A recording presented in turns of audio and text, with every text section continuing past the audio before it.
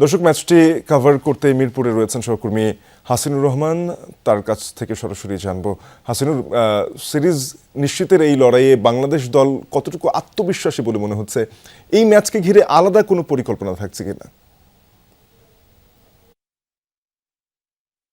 বাংলাদেশ দল অবশ্যই আত্মবিশ্বাসী, যেহেতু খুব বড় একটা জয় সিরিজটা শুরু হয়েছে এবং আমরা বলছি যে বাংলাদেশের ওয়ানডে ফর্ম কিন্তু খারাপ যাচ্ছিল। সবশেষ আমরা যদি 10 ম্যাচ দেখি, মাত্র 3টা জিতেছে বাংলাদেশ, কিন্তু যে 3টা ম্যাচ জিতেছে সেগুলো কিন্তু রিসেন্ট জিতেছে। সবশেষ ওয়েস্ট ইন্ডিজের বিপক্ষে আমরা ওয়ানডে সিরিজ খেলেছি পাকিস্তান সিরিজের আগে, সেটাতেও কিন্তু আমরা ওয়ানডে সিরিজটা 2-1 জিতেছি।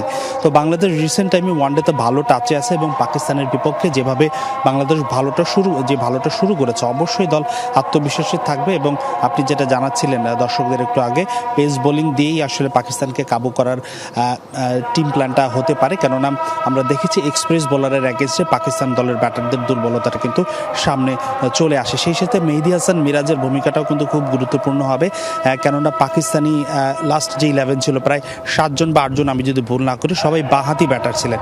সেক্ষেত্রে অফ স্পিনের একটা বাড়তি অ্যাডভান্টেজ পায়। গত ম্যাচে মিরাজ কিন্তু 3 উইকেটও নিয়েছিলেন। ইন কেস পেসাররা যদি এক্সপেকটেশন অনুযায়ী উইকেট তুলে দিতে না পারে, সেক্ষেত্রে কিন্তু অফ স্পিন একটা গুরুত্বপূর্ণ মাধ্যম হতে পারে। এবং মিরাজ ছাড়াও আমাদের পার্ট টাইমার আমি যদি দেখি, সাইফও কিন্তু ভালো বোলিং করে থাকেন, আফিফও ভালো বোলিং করে থাকেন। তো তারাও কিন্তু ভাইটাল একটা রোল প্লে করতে পারেন, যেহেতু তাদের বাঁহাতি ব্যাটারের আধিক্যটা বেশি।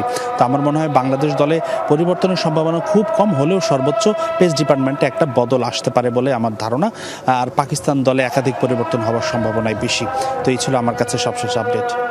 হাসিনুর, ধন্যবাদ আপনাকে। আশা করি এই ম্যাচটিও বাংলাদেশ জয় তুলে এনে সিরিজ জয় নিশ্চিত করবে।